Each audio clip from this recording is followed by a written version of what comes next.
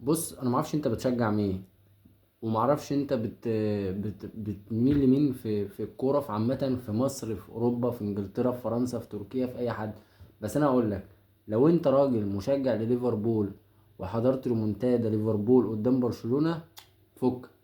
لو انت بقى كتالوني وحضرت الريمونتادا بتاعت برشلونة قدام باريس سان جيرمان في الابطال، برضه فكك. الزمالك غير، الزمالك طعم تاني يا جماعة، شكل تاني. فرحة الزمالك تختلف عن اي فرحة تانية. السلام عليكم، ازيكم وعاملين ايه؟ معاكم محمد عمر وقناة مستر فورتين، وجايين النهارده نتكلم عن ماتش الزمالك وزد. ومبروك مبروك مبروك، الزمالك يتصدر الدوري مش منفردا، بفرق الاهداف عن بيراميدز، بفرق هدفين تقريبا.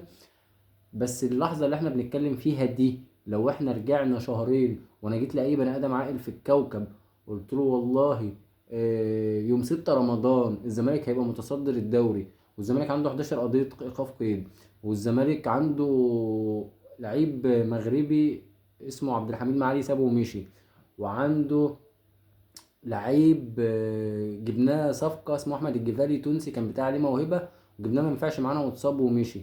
والزمالك عنده مين تاني اللي مشي يا جماعه؟ انا نسيت فعلا الناس اللي مشوا. ناصر منسي نساني كل الدنيا، ناصر منسي نساني كل البني ادمين. لو انت المهاجم بتاعك توتي فانا المهاجم بتاعي عمو، لو انت المهاجم بتاعك زلاتان ابراهيموفيتش فانا المهاجم بتاعي عمو، لو انت المهاجم بتاعك نازاريو داريما انا المهاجم بتاعي هو اللي معلمه الكرة. ناصر منسي اسطوره بجد مش هزار. ناصر منسي لعيب ملوش حل يا جماعه. يا ريت كل الناس تتفرج علينا تعمل لايك وسبسكرايب للقناة عشان يوصلك كل جديد أول ما ننزل فيديو.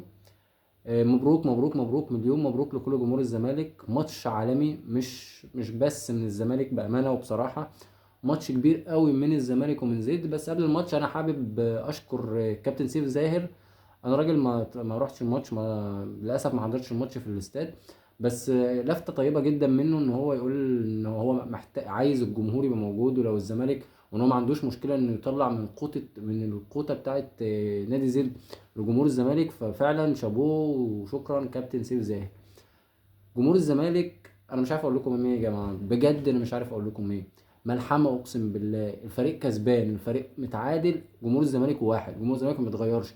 جمهور الزمالك في المدرج هيفضل المدرج ده هو المدرج رقم واحد، الاولى من زمان. في اي مكان، في اي ملعب، في اي حته، قدام اي حد، جمهور الزمالك هو اللي بيبقى صوته باين وهو اللي بيجيب الفوز. مبروك مبروك مبروك.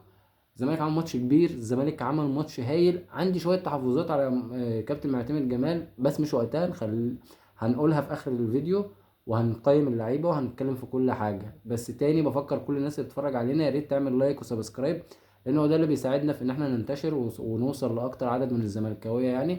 فيا ريت تدعمني بلايك وسبسكرايب للقناه وفعل زر الجرس لو انت مش مفعله.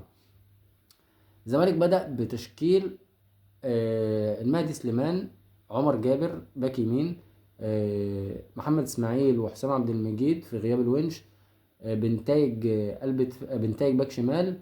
قدامه محمد شحاتة لاعب مركز ستة، قدامه اتنين محمد السيد وعبد الله السعيد. وينج شمال بدأنا بأحمد شريف. وينج يمين رافينيا البرازيل، خوان ألفينا.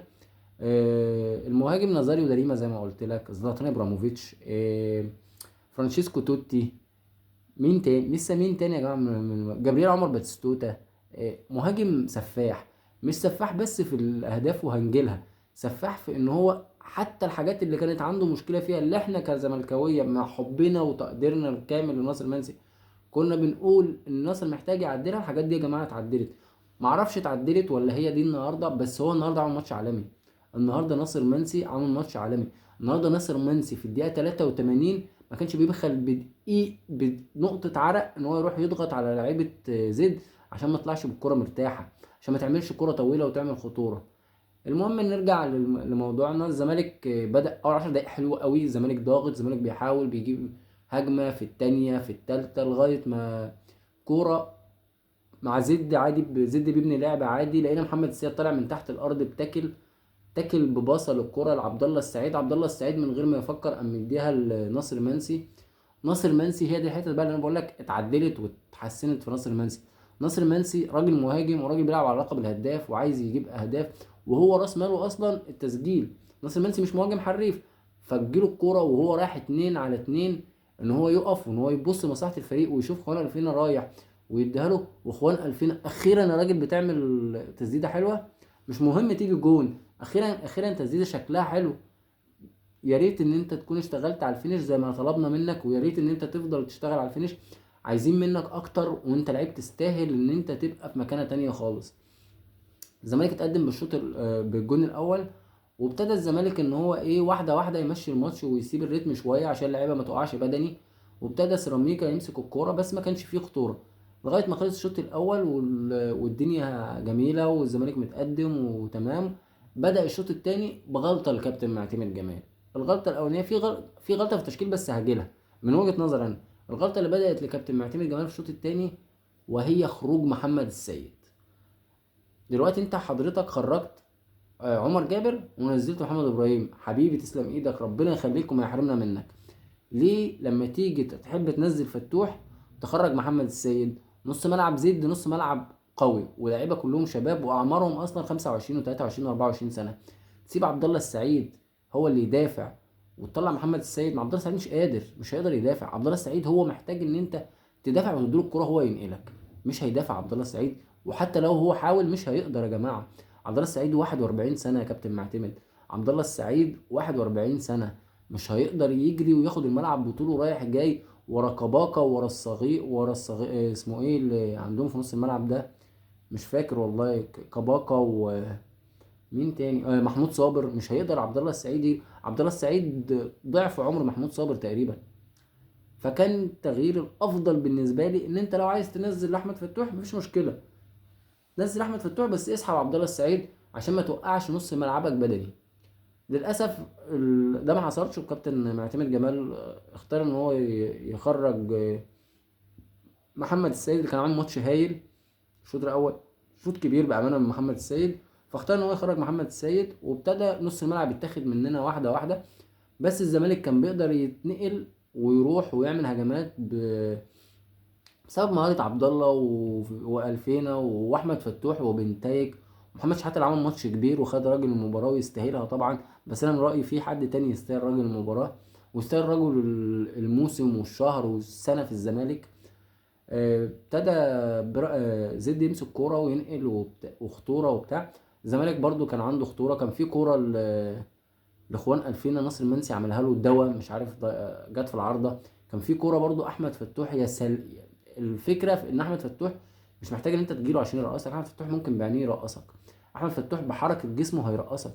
رقص اللعيب من على اليمين وهو اصلا باك شمال، رقص اللعيب من ناحيه اليمين مكان عمر جابر، وطلع عدي الدباغ بواحده اللي تقل وهدى ودخل وضم لل 18 ورزع واحده بشماله في العارضه. كان نفسي تيجي جون عشان عدي الدباغ يفضل مكمل في سباق الهداف.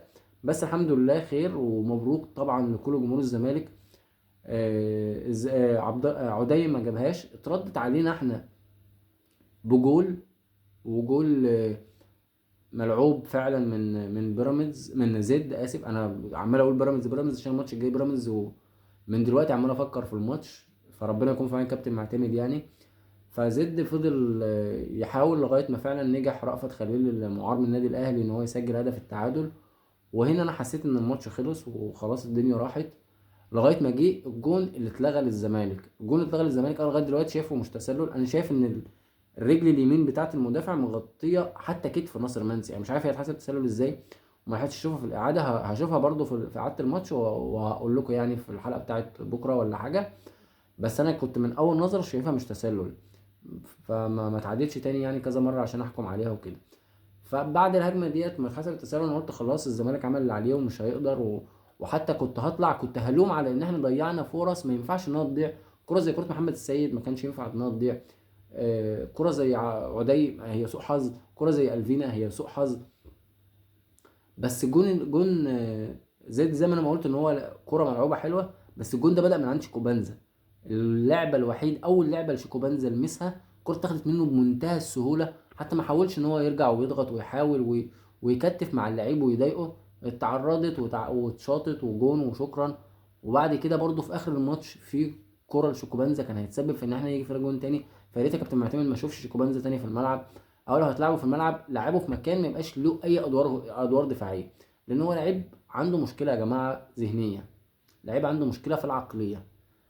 فزد اتعادل، وبعد كده الزمالك فضل ضاغط ضاغط ضاغط لحد كوره اتلعبت عند شيكو بنزا، عمل حسنه اخيرا في حياته، وادى الكوره لاحمد ربيع بدل ما يقعد يزق الكوره ويجري وراها. احمد ربيع، من اين لك هذا يا صاحبي؟ من اين لك هذا؟ انت جبت الكلام ده منين؟ انت راجل ستة، ازاي تلعب كوره زي دي؟ كوره ار2 بمعلمه في بطن العارضه في مكان ولا علي لطفي ولا عيلة لطفي كلها تقدر تقف تجيب الجون ده. الجون ده جه بسبب الجمهور اللي كان بيهتف في المدرج، اللي كان مآمن ورا الفرقه ديت. وبعد كده عشان السيناريو يكتمل جمال، يقوم الاسماعيلي طبعا يقوم متعادل مع سيراميكا كليوباترا في الدقيقه 90 بضربه جزاء، وسيراميكا كليوباترا يجيله ضربه جزاء في الدقيقه 93، ويدخل فخري لقاي، شكرا يا عم الحاج ربنا يكرمك كده، يجيبها في العارضه عشان الزمالك ينفرد بالصداره متساوي مع بيراميدز، لكن فارق بهدفين. الزمالك الماتش الجاي بيراميدز، الزمالك الماتش الجاي عنده بيراميدز، ماتش حياه او موت. عارف ان سكواد بيراميدز ممكن يكون اتقل مننا، عارف ان تيم بيراميدز تيم مستقر مادي واداري وفني وكل حاجه، قول زي ما انت عايز تقول، اكتر من الزمالك بكتير. بس انا عندي الزمالك، انا عندي التيشيرت، انا عندي الشعار اللي مش موجود عند بيراميدز، انا عندي الجمهور اللي مش هيبقى موجود في مدرجات بيراميدز. احنا نقدر يوم الاحد، مش عارف ماتش يوم الاحد تقريبا، بس احنا نقدر يوم الاحد نكسب بيراميدز ونفرق بالصداره لوحدنا باذن الله، وهو ده المطلوب. نيجي بقى لاخر حاجه، لا لسه حاجتين. اول حاجه انا عايز اتكلم فيها، عندي تعليق على التشكيل اللي بدأ بيه كابتن معتمد جمال. ليه يا كابتن عمر جابر؟ يا كابتن معتمد جمال، انت ما شفتش محمد ابراهيم لما نزل؟ يا كابتن معتمد عيب، يا كابتن معتمد حرام، حرام ان الراجل ده يقعد لعمر جابر يا جماعه، حرام ان الراجل ده يقعد لعمر جابر. دي النقطه الوحيده اللي كانت مضايقاني في الموضوع، وريت ما اشوفش شيكوبانزا في التشكيل تاني، او لو هتنزله نزله بقى مهاجم ملوش ادوار دفاعيه والكلام ده. نيجي لاخر حاجه معانا وهي التقييمات، ويا ريت تاني كل الناس تتفرج علينا تعمل لايك وسبسكرايب، صدقني يا صاحبي اللايك بيفرق معايا جدا، لان هو اللي بيساعد اليوتيوب ان هو يقترح الفيديوهات بتاعتنا على الناس الزملكاويه عشان يشوفوها، ومن خلال اللايك بتاعك انا هقدر اوصل للناس ويشوفوني، وتكون سبب في ان انت تخدمني او تساعدني بشكل غير مباشر. فيا ريت اللي لسه بيتفرج وما عملش لايك يعمل لايك ويتاكد ان هو مفعل زر الجرس. ونخش على ايه تقييمات الزمالك النهارده زي ما قلنا عمل جيم كبير. مهدي سليمان هديله 5/10، وعندي عندي بس تعليق عن مهدي سليمان في اخر الماتش. ايه يا مهدي في ايه؟ 3 4 كورنرات ورا بعض بيقعوا من ايدك لا مهدي ركز، وانت حارس كويس وانا عايزك تكمل حارس اساسي، فركز. 5/10 لمهدي سليمان.